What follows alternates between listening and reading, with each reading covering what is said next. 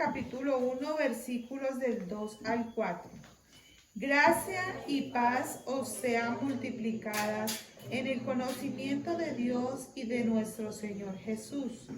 Como todas las cosas que pertenecen a la vida y a la piedad nos han sido dadas por su divino poder, mediante el conocimiento de aquel que nos llamó por su gloria y excelencia, por medio de las cuales nos ha dado preciosas y grandísimas promesas, para que por ellas llegases a ser participantes de la naturaleza divina, habiendo huido de la corrupción que hay en el mundo a causa de la concupiscencia. Padre Santo, en el nombre de Jesús, hoy recibo tu palabra que me dice que la gracia y la paz son multiplicadas en mi vida por el conocimiento de Dios y de mi Señor Jesús. Te doy gracias porque tu palabra está haciendo tu obra perfecta en mi corazón, en mi mente, en mis mismas palabras, porque mi corazón se está llenando de tu luz y de tu verdad. Te doy gracias porque cada día que me arrepiento, me perdonas y me limpias, Señor, de toda maldad. Abre mis ojos y miraré las maravillas de tu ley. Dame entendimiento y guardaré tu ley y la cumpliré con todo mi corazón. Te doy gracias en el nombre del Señor Jesús. Amén. Gracias, Padre, porque nos has hecho participantes de tu naturaleza divina a través del conocimiento de tu palabra viva. Te damos gracias en el nombre de Jesús. Amén. Amén. Los invito a que retomemos Santiago capítulo 4, versículo 7. Libro de Santiago, carta a Santiago, capítulo 4, y vamos a leer versículo 7. Santiago está atrásito de Pedro. Unas páginas atrásito de Pedro. ¿Capítulo qué? Capítulo 4, versículo 7.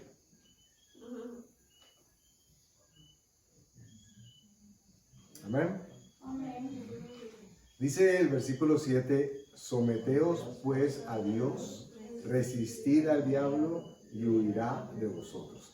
Ustedes recuerdan que, bueno, los que estuvieron o los que han tenido la oportunidad pronto de escuchar el audio, recordarán que hablamos a propósito de el miedo, ¿cierto? Y lo que eso significaba o lo que significa en la vida de cualquier persona, pero el enfoque fue dirigido hacia el cristiano, porque el cristiano debía ser más que nadie libre del tema del... Creo que hicimos una diferencia, aunque no es fácil de establecerla a priori, entre el temor y el miedo, porque en últimas parece que es lo mismo. O la diferencia es muy delgadita. Sin embargo, la escritura que acabamos de leer dice que si nos sometemos, ¿a quién tenemos que someternos? A Dios. A Dios. ¿Qué pasa cuando nos sometemos a Dios? El diablo tiene que... Miren, uno diría, yo me someto a Dios y el diablo se va. No. Yo me someto a Dios y dice, como estoy sometido a Dios, tengo poder para resistir al diablo. Porque cuando yo entiendo, asumo y concluyo que me someto a Dios, quiere decir que aún a mí mismo y al respetable público que pueda estar observando espiritualmente hablando, le estoy dando a entender y manifestando abiertamente de que ya no soy yo, sino es Cristo el que vive en mí, porque yo estoy sometiéndome. ¿Qué entienden ustedes por el término someter? ¿Qué es someterse? Estar bajo la autoridad de alguien mayor que yo. Ok, es estar bajo o respetar la autoridad que alguien pueda ejercer sobre, en este caso, sobre nosotros. Cuando dice que si nos sometemos a Dios, ¿qué implica? Miren ustedes que hay, en esas 6, 7 palabritas que estamos leyendo, hay muchísimas cosas. Porque dice que someteos pues a Dios. Dos cosas allí. Una, puede significar que no hay sometimiento. Porque si está dándolo como un consejo, es porque implícitamente puede significar de que no está tomando lugar o no está sucediendo. Y número 2 dice que nos sometamos a Dios. Someterse es una manera de obedecer a Dios, a sus leyes y a sus mandatos. Someterse es agachar la cabeza con humildad, reconociendo que en este caso Dios tiene el control absoluto de toda nuestra vida y de todo lo que significa nuestra vida. ¿Ok? Entonces, cuando entramos en esta figura, ya, nos sometemos. ¿Y cómo nos sometemos? Demos un ejemplo, teniendo en cuenta ese contexto, ¿cómo nos sometemos a Dios? Entregándole todo, ¿ok? Pero busquemos un ejemplo así de día a día, de diario vivir. ¿Cómo podríamos nosotros ejemplificar, gracias, esto de someternos a Dios? Pues porque algo me causó enojo y quiero ir a tratar mal a la otra persona, a decirle cuántas son cuántas, entonces me someto a Dios, es que me ha dicho que perdone, que ame y que pase la ofensa. Ok, entonces en ese caso, ¿me someto a Dios a través de qué? De la palabra. De la palabra. La palabra se convierte para mí en Dios. Esto es importantísimo. La palabra se convierte en Dios. De hecho, no es que se convierta en Dios, la palabra es Dios. Porque la Escritura nos dice que el verbo se hizo carne. Es decir que no es literalmente, no estamos hablando del verborreo. Estamos hablando del verbo, la palabra de Dios se hizo carne. Entonces, estamos en Santiago capítulo 4, versículo 7. Si nos sometemos, asegurando que nos estamos sometiendo a Dios, como consecuencia de ese sometimiento, podemos entonces tener el poder, porque nos hemos sometido a Dios, no a otras cosas o a otras personas, sino a Dios, y como consecuencia de ese sometimiento, viene entonces el poder de resistir, el poder de permanecer. Y ustedes recuerdan que Jesús, a través de la Escritura, nos dice de una manera muy manifiesta que lo importante no solo era iniciar, sino terminar. Es decir, que quienes al final de la carrera hubiesen cruzado la línea eran los que iban a considerarse como vencedores. No todos los que iniciaron, sino todos los que llegaron, los que terminaron. ¿Y cómo se determina quiénes llegan? Pues quienes persistieron en ese llamado o en esa carrera que tenían. Perseveran y permanecen. Perseverancia y firmeza. Por eso entonces, si ya nos hemos sometido a Él, sabemos que es a Él que nos estamos sometiendo. Dice la Escritura que como consecuencia somos investidos de poder desde lo alto para resistir. Y la resistencia es una de las circunstancias extremadamente necesarias para poder vencer. Lo primero que tiene que tomar lugar en nuestros corazones es tener firmeza para poder resistir, en muchos casos inclusive a nosotros mismos. Estábamos hablando la semana pasada a propósito del miedo y Dios mediante vamos a hacer unas conexiones interesantes o importantes en el día de hoy. Y dice que si nosotros resistimos, miren ustedes cómo se da una secuencia de eventos. Me someto, pero no a cualquiera. Tengo que asegurarme de que me estoy sometiendo a Dios. Cuando yo tengo claro que es Dios, sucede algo en mi vida. Ya no soy yo, sino es Cristo que vive en mí. Y si Él es conmigo, ¿quién contra mí? Y estamos libres de pecado. Y estamos libres porque ya no nos están viendo a nosotros. Si pusiéramos en ese ejemplo un espejo espiritual para mirarnos, la misma Escritura nos dice que tendríamos que estar viendo reflejado la gloria de Cristo en nosotros. ¿Cierto? Porque dice que como mirándonos como en un espejo, ¿recuerdan qué dice la Escritura más o menos? Somos transformados de gloria en gloria. Somos transformados de gloria en gloria. Y uno sigue viendo la misma nariñata y tal vez la misma calva brillante. No es esa transformación de la que Dios está hablando. No es que antes éramos muy jóvenes y ahora somos viejos. Ay, ¿cómo nos transformamos?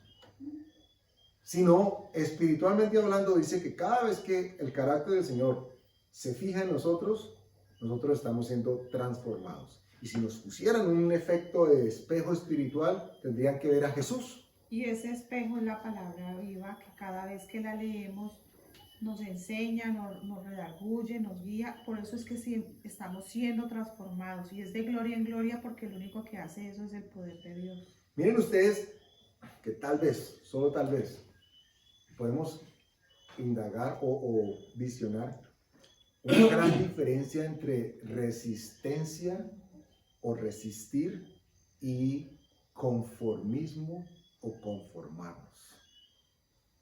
No sé si entienden a dónde vamos a pretender llegar. Cuando yo resisto conforme a la Escritura, ya sé que no es en mis fuerzas, y si no es en mis fuerzas, pues es en las fuerzas de Dios. Y cuando yo estoy resistiendo en las fuerzas de Dios, ya yo no puedo asumir en mi ser, en mi intelecto o en mi conciencia que no pudimos hacer más, pues resignémonos. Esto es lo que hay. Porque cuando sucede esto es lo que hay, o no hay más para dónde hacer o para dónde ir, lo que está sucediendo es que tiramos la toalla, como dice literalmente el dicho. Pero cuando Dios nos invita a resistir, es muy distinta la resistencia a dejémonos llevar por el desengaño, por la ansiedad, por el miedo, por el temor, por la incertidumbre. Dejémonos. Y Dios diciéndonos, si te sometiste a mí, puedes resistir. Y como yo estoy en ti y tú estás en mí, mi palabra no va a retornar vacía. Entonces dice, resistir al diablo. Y uno dice, uy, estoy cansado, Señor, estoy cansado de resistirlo. Pero Martica nos decía ahora, la resistencia con Dios se da a través de quién o de qué? De la palabra. En este caso, Señor Jesús, el verbo, la palabra. Él es en nosotros. Si nosotros resistimos con y a través de la palabra, la Biblia nos garantiza que el diablo tiene que huir de nosotros. Y de esa manera lo que leímos ahorita en la segunda carta de Pedro, que Él nos hizo participantes de su naturaleza divina. Uno dice, ¿cómo? Por las promesas que tenemos. ¿Y cuáles son las promesas? Lo que está en la palabra viva. Amén. Y miren que no es simplemente que el diablo diga, ay, no, qué pereza seguir con ese cristiano tan cansado, me voy. La Escritura dice que va a huir. Y huir significa de que encontró que estaba luchando no contra ese cristiano o cristiana, sino con quien protege, guarda y quien representa a ese cristiano o esa cristiana. Es con Dios mismo. ¿Usted cree que el diablo va a salir corriendo porque ve a un cristiano por ahí bien parado? Dice, ahí tampoco. Pero, se encuentra con Dios de frente. Y crean, dice la Escritura, que tiene que salir huyendo. Entonces, mire cómo nos ubica la Escritura a nosotros de manera muy, muy sutil, pero también manifiesta. En Él, por Él y a través de Él para poder resistir. Y si resistimos, el que sea, tiene que huir. Y estamos enmarcando el mensaje a propósito de lo que hablamos la semana pasada del miedo. Esto aplica inclusive para el tema de los sentimientos y las emociones que están o que asociamos en algún momento con el tema del miedo o del temor.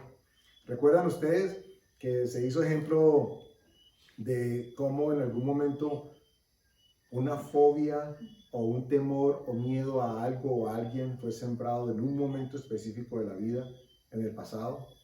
Tal vez con buenas intenciones, en el sentido de que dimos este ejemplo, que si no hace esto o aquello, ¿viene quién? El coco. Y si sale por la noche con desobediencia a su papá, entonces se va a encontrar con el coco. Así era como asustaban antes a los niños. ¿Y por qué los niños le tienen miedo al coco? ¿Quién es el coco? Un bombón de coco que yo me como todos los días. Eso es lo que tendría que venir a nuestra mente. Coco, sí, es la fruta. Pero ¿por qué el coco? Bueno, el nombre que quieran darle para generar miedo. Entonces decíamos que en ese momento de pronto el papá, la mamá o el abuelo y la abuela lograban el objetivo. El niño o la niña no salió a la calle. Pero así como se quedó dentro de la casa, con él o con ella se quedó el miedo. Y el miedo en este caso era a salir de noche, digamos. Pero como estamos hablando de miedo como esencia, el miedo es miedo. Y el miedo se puede manifestar a través de diferentes facetas. La oscuridad, La incertidumbre del futuro. tanto lo tangible como lo intangible. Y de pronto, inclusive en algunos casos, lo intangible es mucho más difícil de enfrentar porque no se sabe cómo ni no se tiene las herramientas para hacerlo. Si se acuerdan que nos reímos acá un rato con el tema fue ese mensaje, con el tema del perro bravo que había que sacarlo a correr y yo les dije que no le tiráramos piedra, pero antes era así como uno defendía, con un palo, con una piedra, con un animal. ¿Qué más entra en el miedo con la circunstancia que genera ese miedo?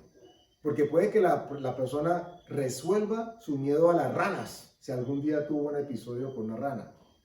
Pero el miedo, lo que significa el miedo, es muy probable que se crea con autoridad de pertenecer y de permanecer allí. Ya no a las ranas, porque agarró a machete una rana y la descuartizó. Y entonces ya es gente valiente, pero se deshizo del miedo. Y si el miedo sigue allí, el miedo va a seguir produciendo los frutos que quiera. Se puede manifestar en esto o en aquello. Angustia, intranquilidad. Incertidumbre. Tengo una amiga, una compañera de trabajo, que le tiene miedo a los puntos. No miedo, le tiene fobia a los puntos. ¿A los puntos de costura o a los puntos de la escritura? El mismo análisis llevo haciendo yo hace más de 15 años que la conozco. Un punto. Ella ve un punto con el que nosotros ponemos punto y coma. Ella ve el punto y eso le produce... Ve un punto en la pared y... Ella se la pasa así. Toda hora sacando... ¿Cómo será cuando vea puntos suspensivos? No, es literal, es literal. Y entonces uno dice, bobadas. Y alguien diría, pero uno no ve puntos todo el día en la vida, entonces pues no importa tenerle miedo a los puntos. Ella lo va a ver en todas partes. Es que ese es el punto, porque el punto no es el punto. El punto es el miedo que se alimenta, en este caso, del punto. Entonces algún día ella dice, vencí el miedo a los puntos, y le aparece cualquier otra circunstancia que manifieste ese miedo. Nosotros conocimos a una persona en Medellín, una señora, unos 30 años. Si llega a ver un gato a cierta distancia, ya queda como Paralizada. pieza, paralizada. Y con todos los Y allá gatos. estaba la gatica de los niños y pasó, se encerró ella al baño a hacer sus necesidades y desafortunadamente debajo del lavamanos, del mueble de lavamanos, estaba la gatica comiendo. Quedó encima del lavamanos, sentada, quedó así, toda con la boca desfigurada. Tuvieron que meterse por la ventana. Sebastián y el esposo de ella se metieron por la ventana para poderla abrir la puerta y sacarla. Duró mínimo 2 horas tiesa. Y la tuvieron que llevarla a la clínica para poderla reactivar. Porque no podía hablar, no podía hacer nada. Y eso se origina con cosas. Imagínense en qué momento esta persona evidenció o vivió una circunstancia que permitió que el miedo, en este caso a los gatos, y para la persona esto es válido, o sea, válido no, esto es real, Sí. porque no es que se lo imagine, porque uno desde lejos dice, bobadas, pero para esa persona es real. Y entonces puede que la lleven a un tratamiento psicológico y termine durmiendo con un gato, pero eso no va a resolver el miedo que ha sido abonado, sembrado y aún cosechado en su vida. Todos los tratamientos se han hecho y no han podido. Y no han podido. Solo Dios la puede servir. Este tipo de circunstancias nos ponen a pensar a nosotros en cómo podemos hacer, que es, inclusive hablando de estrategias, porque la Escritura nos dice que tenemos que ser astutos. Y que, hago un paréntesis, que cuando se va a construir una casa, el Señor Jesús decía que el que no consideraba qué necesitaba y cuántas cosas tenía que hacer, era necio. Porque lo sabio era saber, necesitamos esto, esto y esto y esto, y hacer el cálculo y ahora sí construir. Lo mismo sucede con digamos así, la estrategia. ¿Cómo piensan ustedes que podríamos nosotros vencer el miedo? Con la palabra. Como siempre buscamos una explicación o un ejemplo, que sea visible o que podamos describir, busquemos un ejemplo de cómo podría esto ejemplizarse. Pati. A mí me pasó algo hace casi 3 años. Resulta que la vieja Patricia le tenía mucho miedo al papá de Sofía. Y cualquier cosa que él dijera que aprobara o desaprobara para mí era muy fuerte. Yo supuestamente todo eso estaba superado. Pero en ese momento me encontraba haciendo un negocio para comprar el apartamento y se había dado una plata para pisar el negocio. Justo el día antes de ir a firmar las escrituras, pasó que la persona con la que yo tenía que firmar se fue de viaje, le quedó el celular, la persona no me contestaba y había un intermediario que eso era un enviado del diablo. Él me toxicaba, era una cosa maluca con esa persona. Y esa persona le dio por decirme que el negocio no se iba a hacer y que el negocio se había dañado y que yo me había demorado mucho, porque sí, nosotros nos demoramos porque la plata, como era por un préstamo por vivienda, la plata se demoró. El hecho fue que ya por la noche, pues yo le cuento a Vidal y le digo, mire, es que eso está así en estas circunstancias, y lógicamente me regañó, o sea, que yo había hecho las cosas mal. Entonces yo sentí que esa plata se iba a perder, que todo se había dañado, y yo me fui a acostar, pero en el momento que yo me voy a acostar, a mí me entra un pánico horrible. Era un pánico y una sensación de miedo, de que yo decía, la plata se perdió y yo soy culpable, y bueno. Pero sin embargo yo sentía eso y yo oraba. Yo sabía que yo tenía que orar. El hecho es que yo me acosté y yo me acostaba y me quedaba dormida y me despertaba, pero me despertaba en una sensación de miedo, que yo sudaba frío y yo sentía que eran como unos demonios encima mío que me acusaban y que me hablaban, y que era una cosa tan espantosa, y yo en medio de eso oraba y oraba y oraba y oraba, y volví a me calmar, y volví y me acostaba y volví y me despertaban. Y eso fue una lucha toda la noche, pero toda la noche yo oraba y oraba y era muy cansada, que casi como que no, ni podía, pero volví y me quedaba dormida y volví y me despertaba. Eso, yo no sé hasta qué horas fue eso, hasta que yo por fin me dormí. A la otra vez cuando me levanté, bueno, ¿qué va a pasar? Bueno, Dios mío, tú sabrás qué va a pasar. El hecho es que yo me presenté a la cita. Antes de presentarme a la cita, me llamó la persona y me dijo, ay, qué pena, es que ayer me fui, se me quedó el celular o se me dañó, yo no sé. Nos vemos ahora en la notaría. Listo, llegamos a la notaría, todo se dio sin problema. O sea, era un ataque para que yo me llenara de miedo y para que, o sea, fue un ataque y una cosa horrible, y fue tan fuerte y tan vivida que después de eso incluso me dio herpes. O sea, yo después estuve investigando por qué me ha dado eso, y dicen que eso le da a uno a veces por una aparición de unos nervios muy fuertes. Como a los 15 días, claro, me apareció un herpes. Entonces, o sea, a veces era tan fuerte que era como inconsciente, era ni siquiera era 100% consciente de lo que estaba pasando, pero era siempre ore y ore y ore. Entonces, con la oración, la única manera de vencer eso. Y totalmente de acuerdo. Y además, con un atenuante, y es que, ¿se acuerdan que la Escritura nos dice, describiendo al Señor Jesús, que cuando el Espíritu encuentra la casa limpia, va y busca a unos secuaces e intenta recuperarla? Pues nosotros para el Señor somos casa limpia, somos templo de Dios, limpios por Él, para Él. ¿Qué tentación tiene el mundo espiritual chamuquesco para regresar con pensamientos, con ideas, porque quieren regresar a aquello que tenían e inclusive hacer que la cosa fuese peor?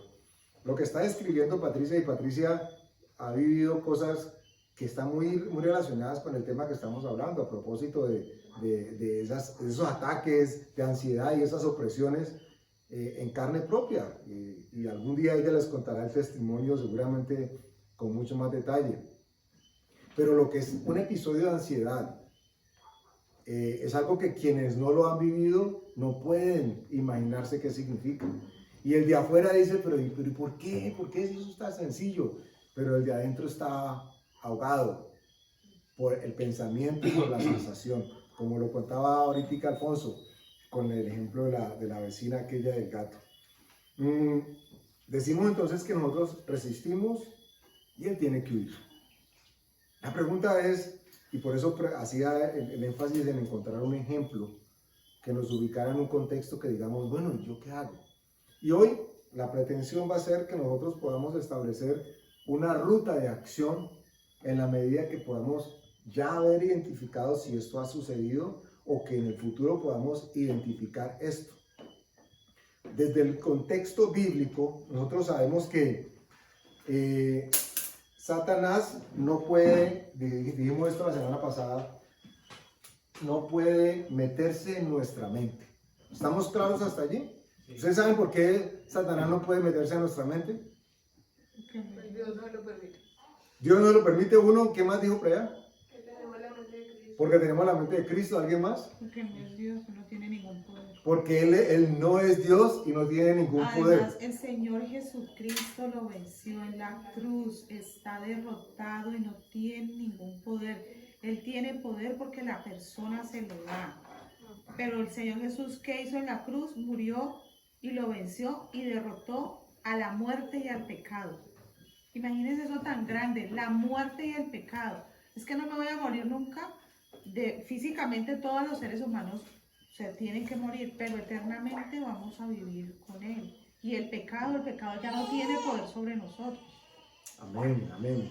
Los invito a que vayamos a la primera carta de Juan, capítulo 5. Adelante. Primera de Juan 5. Y vamos a leer versículo 18 al 20.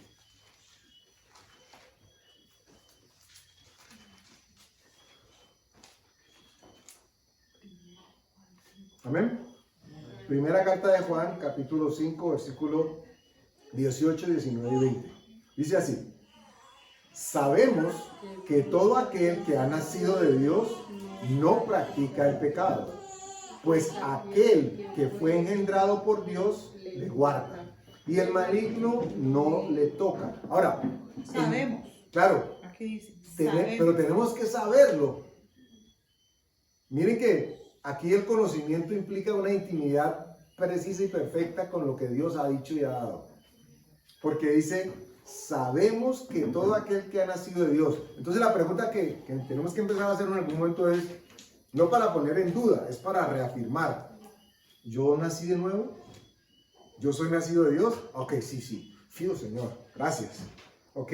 Dice que no practica el pecado, pero sí peca. Claro, porque el no practicar el pecado implica el no degustarse en él. Porque esto pasa cuando la persona todavía sigue haciendo aquello que sabe que no es lo correcto, pero con deleite. Y como hay deleite, pues entonces le encuentra la posibilidad de poderlo seguir haciendo. Esa es una opción. Versículo 19.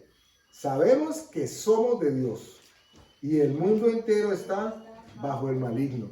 Y son estos momentos y estas escrituras que ustedes tienen que utilizar o pedirle a Dios que los guíe para hacer una conexión. Porque repito de nuevo la segunda parte, dice, sabemos que somos de Dios y el mundo entero está bajo el maligno. Y eso pareciera que fuera como que, pero entonces Dios no está a cargo.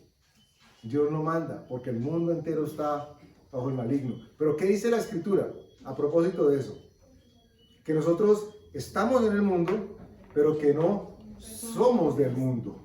Y como la escritura dice que no somos del mundo, entonces perfectamente nos tenemos que ubicar aquí. Que nosotros somos de Dios. No importa que el mundo entero esté bajo el maligno. Eso lo tenemos que saber. Versículo 20. Pero sabemos que el Hijo de Dios ha venido y nos ha dado entendimiento para conocer a que es verdadero. Y estamos en el verdadero, en su Hijo Jesucristo. Este es el verdadero Dios y la vida eterna. Allí hay tres sabemos. O sea que esto es para un creyente cristiano practicante. Algo que un creyente tiene que saber. No es, yo no sé, que me digan esto. No, ya tendríamos que saberlo. Es muy, muy importante. ¿Por qué dice que el maligno no nos toca? Porque si eso significara de que no hay ningún tipo de circunstancias adversas, pues es como si entonces no estuviera el maligno. Pero ¿qué es lo que el maligno no puede tocar? Al Hijo de Dios. Al Hijo de Dios, que somos cualquiera de ustedes y nosotros. Pero ¿qué parte de nosotros, nuestro espíritu, nuestro nuevo ser, no puede ser tocado? Antes decíamos que no tiene la prerrogativa de Dios. Satanás, por mucho poder que crea tener, no tiene poder como Dios. A ver, me explico. Cuando la Escritura dice que Dios está en todas partes, todo lo ve, ¿cómo podríamos nosotros encontrar un equivalente de algo siquiera parecido de Satanás con Dios? ¿Podríamos nosotros llegar a decir que así como Dios todo lo ve, o todo lo puede, o en todo lado está, entonces el archienemigo de Dios también? No, ni es omnisciente, ni es omnipresente. Por eso es que tiene todo un ejército de espirituchos que tienen que pasarle cuentas a él. Aclaramos algo que hemos dicho en otros momentos, pero que vale la pena refrescar. Andresito, perdóname la interrupción. La diferencia entre miedo y fobia. Me atrevería a decir, y si alguien tiene una mejor respuesta, bienvenido es un miedo exacerbado, O sea, multiplicado. Si uno podría decir que tiene control del miedo, en este caso no hay ningún tipo de control, sino que el miedo controla Es lo que a la persona. Lo que contaste de la señora, eso ya es una fobia. Es una fobia. eso. Ahora, esto es un término que el ser humano establece, Sí, ¿ok? Pero en términos... dándole una categoría al miedo, pero miedo es miedo. Normalmente la fobia, que es ese, el ejemplo es ese, es como un trastorno, es una ansiedad, Sí. que puede ser causado por un miedo muy intenso. Yo me atrevería a decir, y si hay aquí algún psicólogo o psicóloga, me disculpa si voy en contra, pero me atrevería a decir que no es un miedo, no un miedísimo. Es miedo que en algún momento está exponencialmente creciendo o ha sido exponencialmente alborotado. Pero el miedo está allí. Para que se produzca miedo, tiene que haber miedo. Eso es como el pecado. El pecado es pecado. Tal cual. Hay una sola excepción que la Escritura dice de que hay un pecado que es imperdonable, que es la blasfemia contra el Espíritu Santo. Pero más allá de eso, no existe para Dios un pecadito o el pecadísimo. No, es que ese es un pecadísimo, ese yo nunca lo he cometido. Sigue siendo pecado. Porque el origen, la esencia del pecado es desobediencia a Dios. El miedo, no importa qué tan chiquito sea o qué tan grande sea, es miedo. ¿Y qué se puede producir de algo pequeñito? Algo grande. O por lo menos multiplicándose, como el tema pandémico que está tomando lugar. Es como decir que un hombre es muy honesto, ¿no? Es honesto. Es honesto. Es honesto. O es o no es. Hay momentos en los que uno puede hablar de tonos grises, pero hay momentos en los que tiene que ser blanco o negro. O se es pecador o no se es pecador. O se es salvo o no se es salvo. Ay, no me gustan los tonos grises. Es que yo soy más o menos salvo. Yo soy más o menos cristiano. No, o es cristiano porque nació de nuevo o no lo es. A eso nos referimos. Bien, entonces, como el diablo no tiene esta prerrogativa, no tiene este poder, no podemos decir que Satanás es el archienemigo de Dios. ¿Saben ustedes? Eso tenemos que aterrizarlo. El archienemigo de Dios no es el diablo es el archienemigo del hombre. Porque con el hombre sí encuentra algún tipo de paridad. Sí, de paridad se dice. Se considera par, digámoslo así, par superior, pero tiene hegemonía o tiene poder sobre lo que el hombre produzca.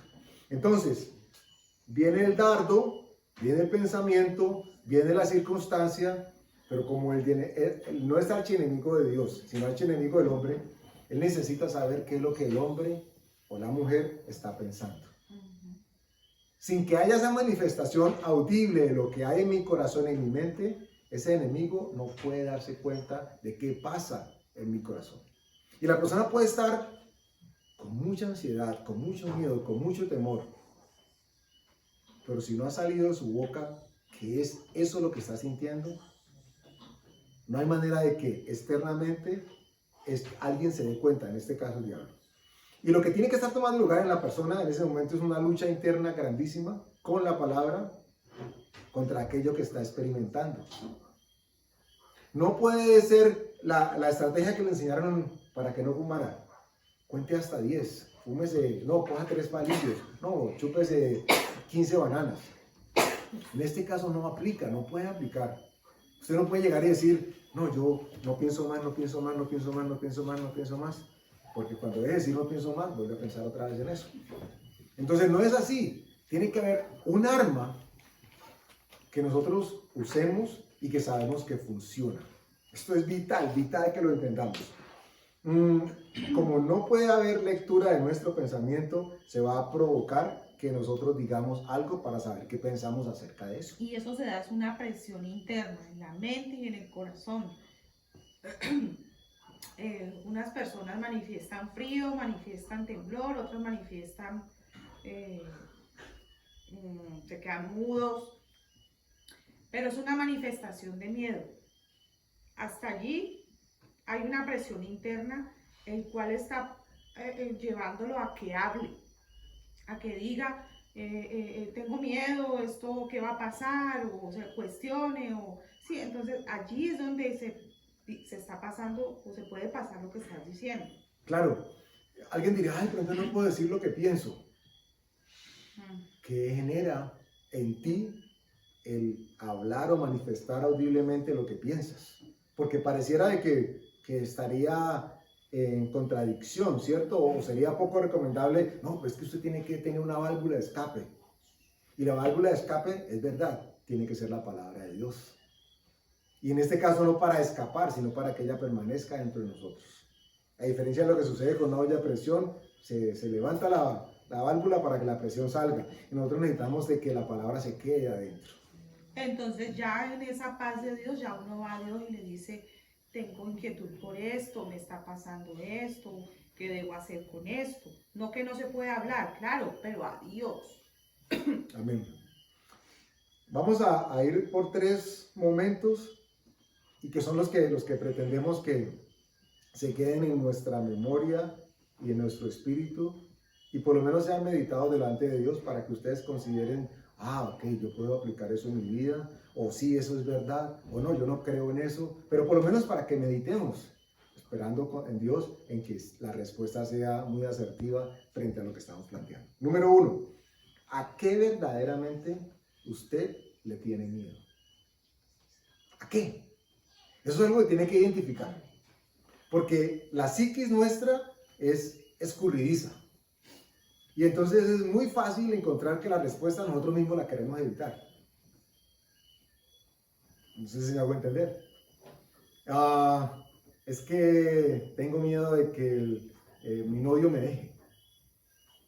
Y en realidad te has puesto a pensar si tienes miedo de eso. ¿Qué es lo que te produce miedo? Quedarte sola, no tener con quién ir al cine el sábado o el domingo. ¿Qué es lo que te produce miedo? Estoy siendo frívolo con el ejemplo, pero podemos ubicarlo y contextualizarlo en otros momentos, en otras esferas. Entonces, ¿a qué verdaderamente le tenemos miedo? Algo que usted al final diga, uy, sí, ay, sí, a eso no, ay, qué miedo. Lo que sea, pero identifíquelo con Dios, entre usted y Dios. Es un momento de sincerarnos con Dios.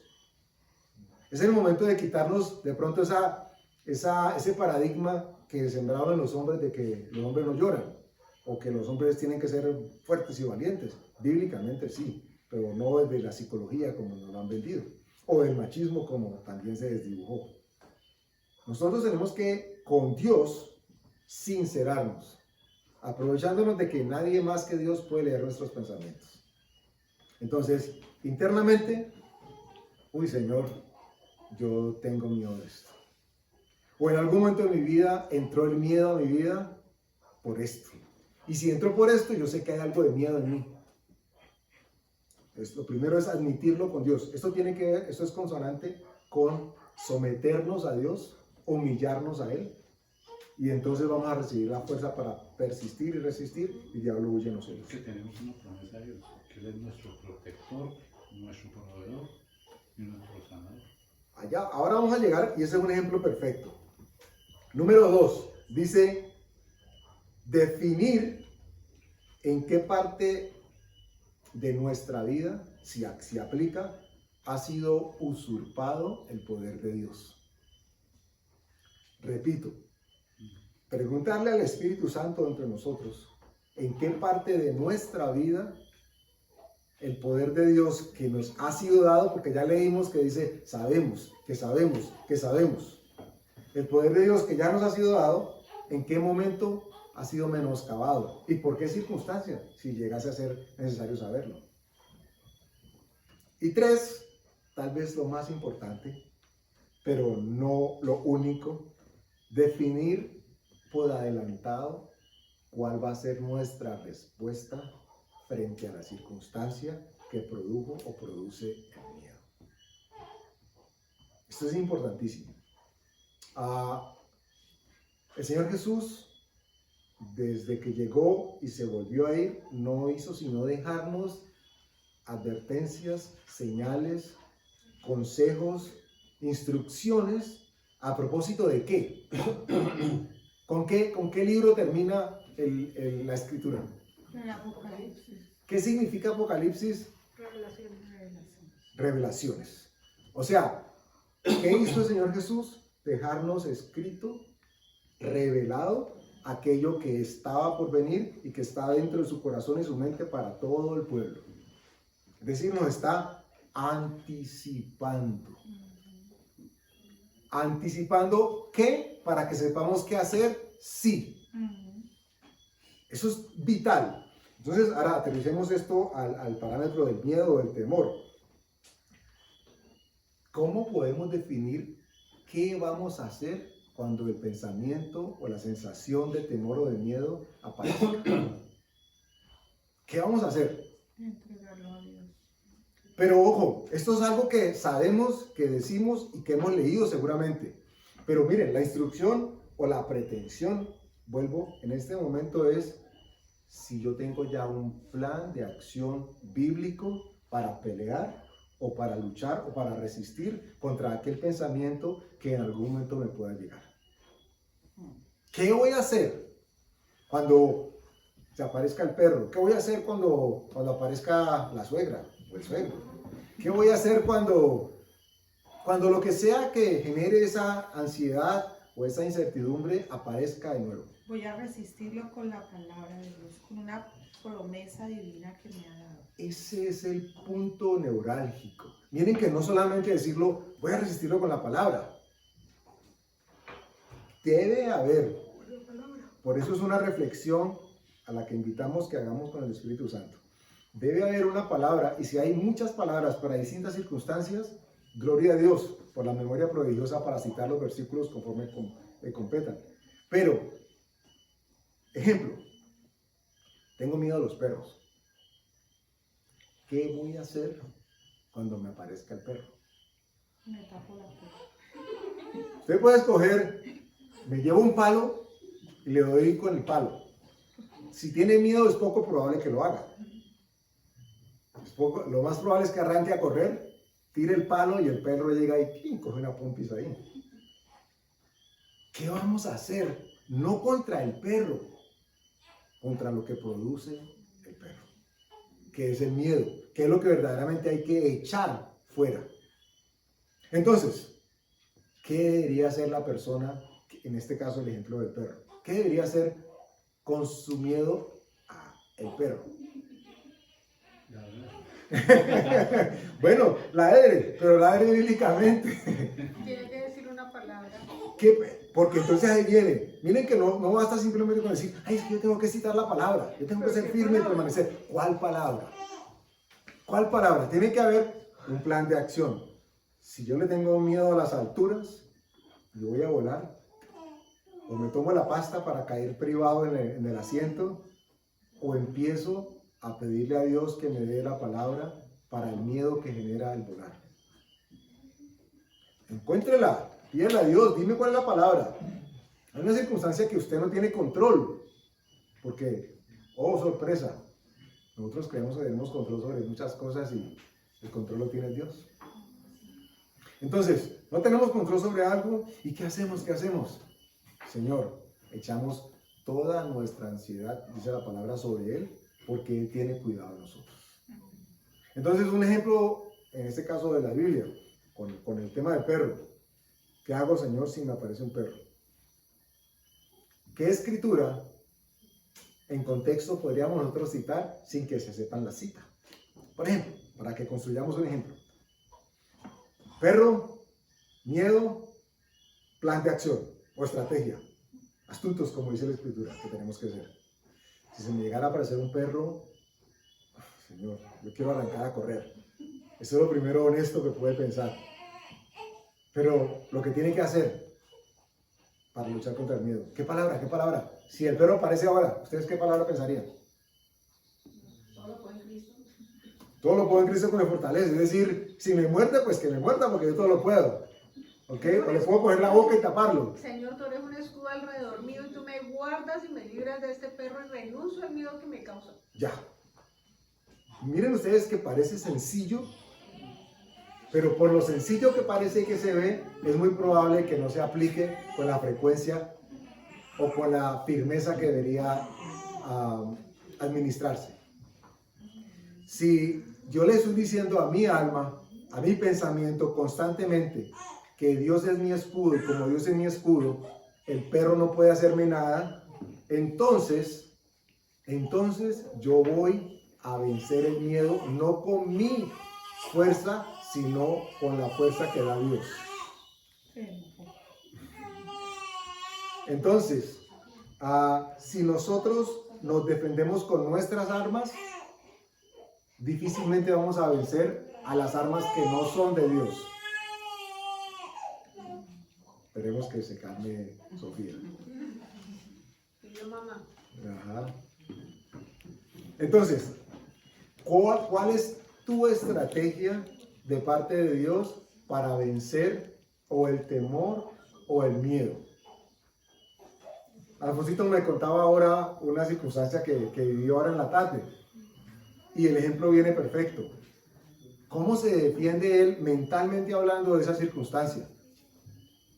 Porque él ha estado diciendo, Dios es mi escudo, Dios me guarda. Pero ojo, no es algo que yo diga simplemente de manera mecánica. Debe ser automático, pero no mecánico. ¿En qué sentido? Teniendo fe. Yo tengo fe, pero ¿contra qué? Contra el pensamiento que viene. Porque es distinto si el pensamiento viene y yo dije, Dios es mi escudo y mi fortaleza, y usted cree que el pensamiento se fue. No. Apenas usted dejó de decir o pensar aquello, el pensamiento regresa. Y usted que dice, ay no, ya te dije. No le va a decir, ya te dije. Usted tiene que defenderse con la palabra. ¿Cuántas veces? Las veces que sea necesario. Y si solamente se va a pasar pensando, o en el sueño, como decía Patricia, ahora que nos contaba su testimonio, o despierto durante 10, 15, 20 minutos, esa palabra, usted debería hacerlo. Y si no ha experimentado la victoria todavía en ese momento o en esas circunstancias, es porque no ha resistido lo suficiente con la palabra. Eso es rendirse. A eso se refiere la escritura con rendirnos y humillarnos delante de Dios y de su mano poderosa. Nos defendemos con la palabra y si es necesario tomar la ofensiva, la tomamos con la palabra. Entonces viene el pensamiento, uy, ¿qué hago? ¿Qué hago? La incertidumbre, pero es que esto le ha pasado a mucha gente. ¿Y yo qué? Señor, tú eres mi escudo, tú guardas, tienes cuidado de mí. Además, en ese momento recuerda uno el poder de Dios que ha leído a través de las escrituras. Uno se recuerda que Dios es poderoso para salvarme, que yo no le debo temer al hombre, que el mayor es el que está conmigo. Eso me lo tengo que estar recordando para que mi alma se calme, porque si hay algo que se pierde inmediatamente es la paz. Y si no hay paz, no hay capacidad de pensamiento, de decisión, de entendimiento. Ese decirnos la palabra es para restaurar esa paz y luego cuando esa paz es restaurada, las cosas se van dando porque Dios tiene control. Es importantísimo siempre, siempre reconocer que Dios tiene poder y tiene control de todas las cosas. Amén. vamos acabando y los invito a que vayamos a la segunda carta de Timoteo, capítulo 1. Y vamos a leer el versículo 7. Esto es algo que no dice sabemos, pero esto sí lo sabemos. Y si está escrito es porque lo sabemos. Segunda carta de Timoteo, capítulo 1, versículo 7. ¿Ya lo tienen todos?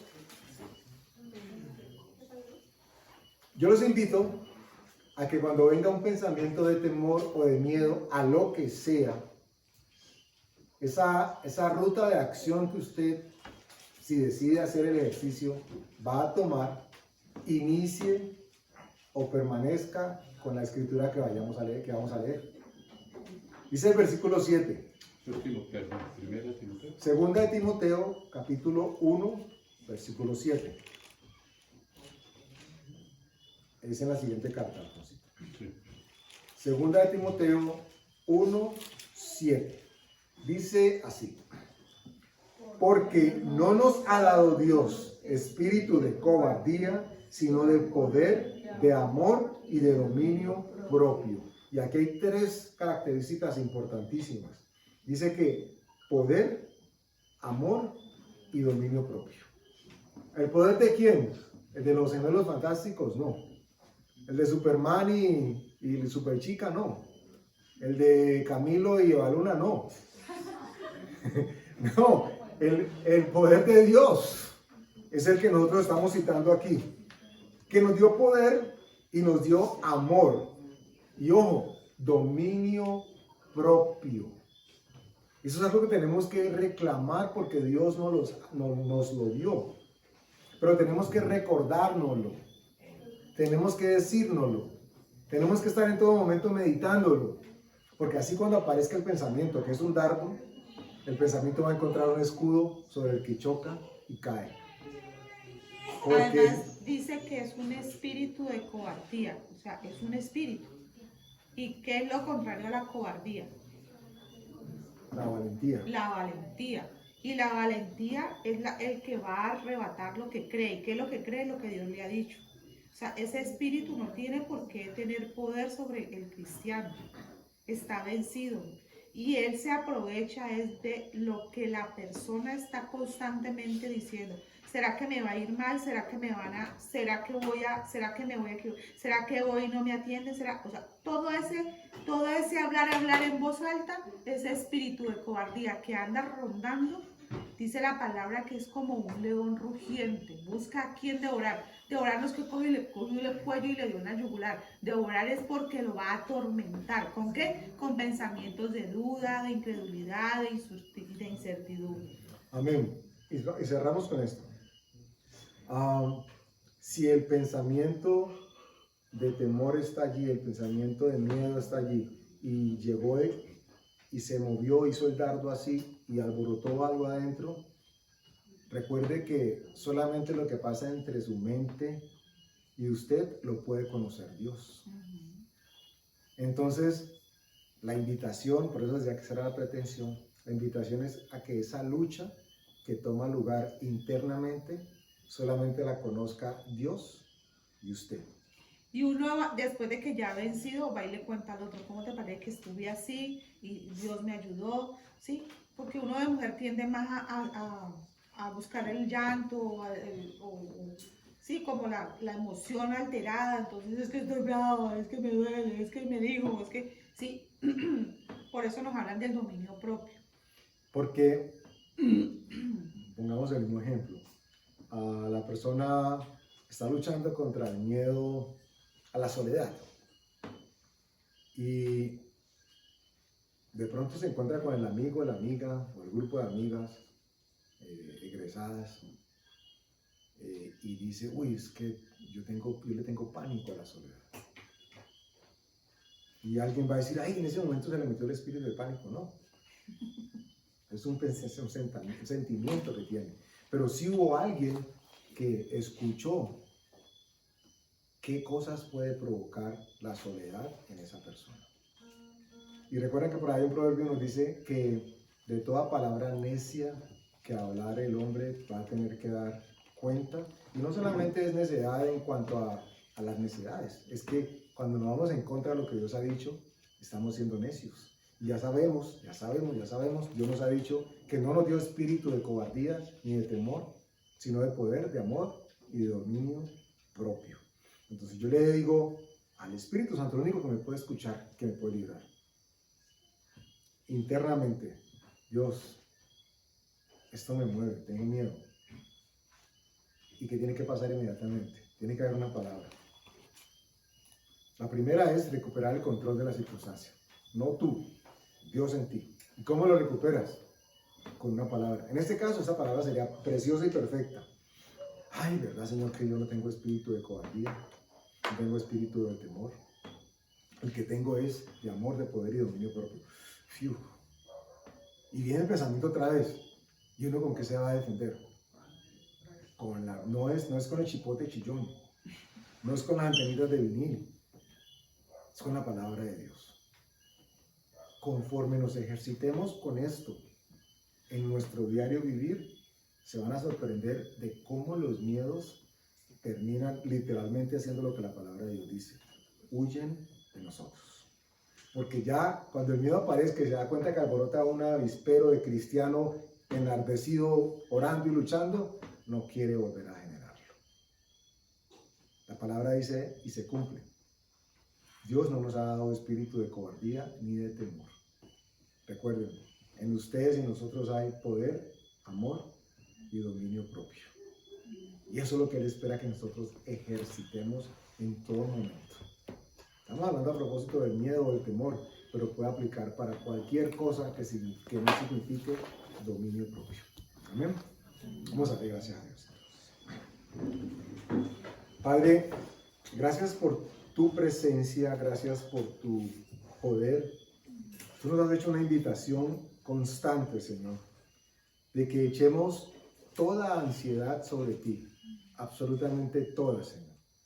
No la que nos parezca dura de llevar, no la que nos parezca imposible de sostener, no la que nos parezca complicada porque no la conocemos. Tu palabra dice que toda ansiedad debe ser puesta sobre ti, Señor. Cuando lo hacemos, estamos de alguna manera entregándote a ti aquello que solamente tú puedes quitar de nosotros. Y se convierte en un sacrificio delante de ti, Señor, porque estamos buscándote a ti, el único que nos puede ayudar. Señor, tu venida es una certeza para nosotros. Tu cuidado es una certeza para nosotros, Señor. Tu provisión es una certeza para nosotros, Padre. Permite que las palabras o los momentos en la palabra en los que hablas de ello se queden grabados en nuestros corazones y en nuestros espíritus, Señor, para que sepamos qué contestarle al dardo del maligno cuando quiera ser dirigido a nosotros, Padre. Porque ya sabemos que no luchamos contra sangre ni carne, Señor. Por lo tanto, no nos vamos a defender con sangre ni con carne. Usamos tu palabra poderosa, Señor, que es más filosa que cualquier espada de dos filos, Padre. Te damos gracias en el nombre de Jesús. Amén y amén.